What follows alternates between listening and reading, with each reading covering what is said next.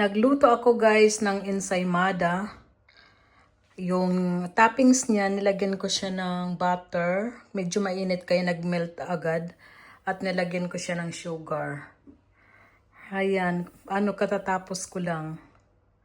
Sinipag ako ngayon mga sangkay. Kape tayo. Dito ako sa garden.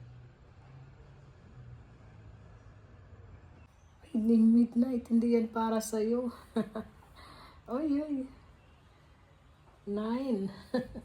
Hindi naman niya kinakain. Nag-ano lang. Nag-anga-amoy.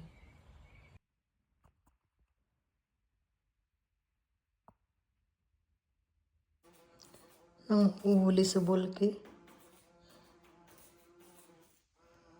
Ay, nakapasok. Palabasin natin. Ano ba yan? Yak din, Mat. Bulki. Kamusta yagin?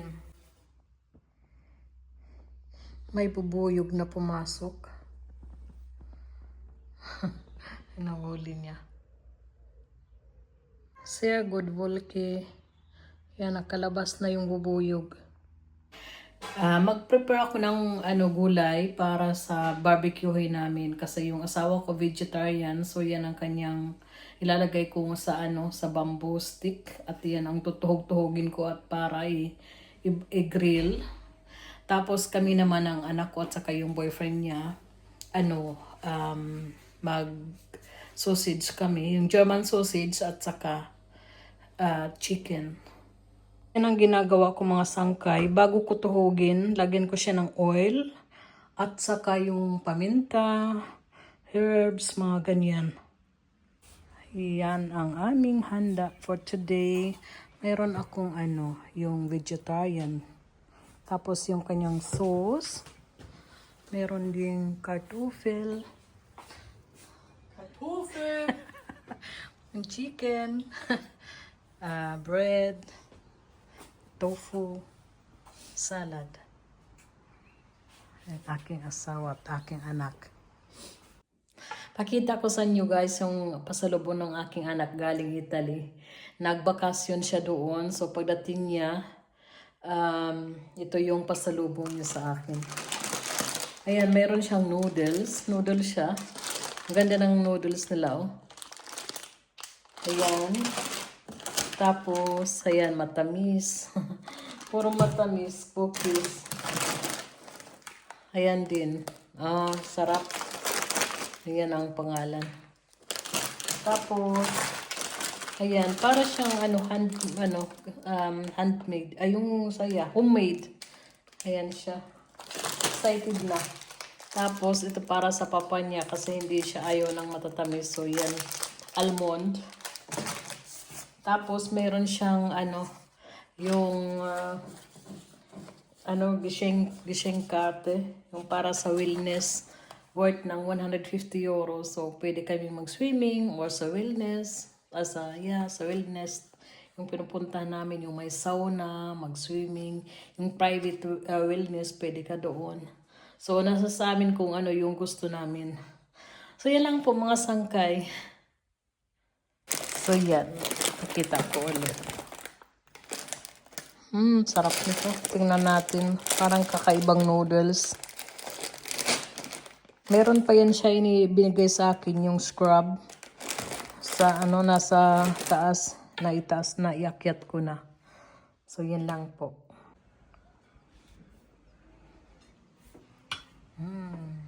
Pakita ko guys yung aking naani ngayon. Ayan. Nag-harvest ako ng yung spring onion at saka chive. Ayan. Tapos, ito naman yung parsley. Diba? Hindi na ako bibili. Tapos, pakita ko sa inyo yung yung aking lettuce. Nag-harvest na ako kahapon. So, ayan. Ito, tumutubo siya yung spinat. Ang ginawa ko dun sa ilalim habang pinapalaki ko ito, may tinanim ako dito sa ilalim ng mga yung beans. Para pag naubos ito, may tutubo na beans dito. Ito din pakita ko sa inyo. Ayan, oh. Ang lumalaki na. Pag naani ko na ito, tamang-tama itong malaki na rin. So, linisan ko muna. Kahit hindi ko ito i-freeze, pwede ito magamit kaagad. Kunti lang naman.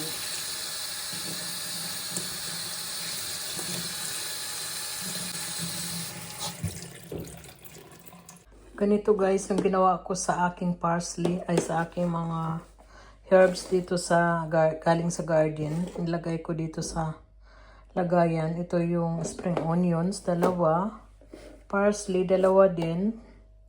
Tapos yung chive, 1. So, pwede ko ito ilagay sa freezer para meron ako laging kukunin.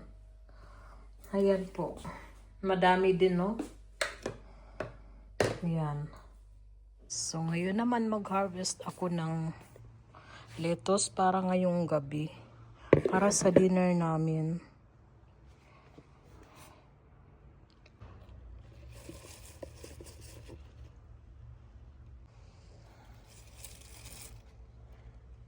Yan, tama na yan. Kasi meron pa ako doon. May ihalo akong ibang cucumber, radish, mga ganyan. Kaya okay na to. Ayan guys, nalinisan ko na. Lagyan ko na lang siya ng cucumber at saka tingnan ko kung anong meron ako sa ref. Ayan, nilagyan ko siya ng carrots, radish, parsley at saka yung chive. Mamaya lagyan ko na lang siya ng olive oil at saka yung balsamic, paminta. At yan, simple lang siya. Hindi na ako naglagay ng cucumber kasi tama na ito para sa aming dalawa. Ayan, may pa ako, feta cheese. Nilagyan ko siya ng feta cheese. Na kuhan ko pa. May kalahati pa akong natira, so dyan ko na lang inilagay. Ayan, ang ganda tingnan.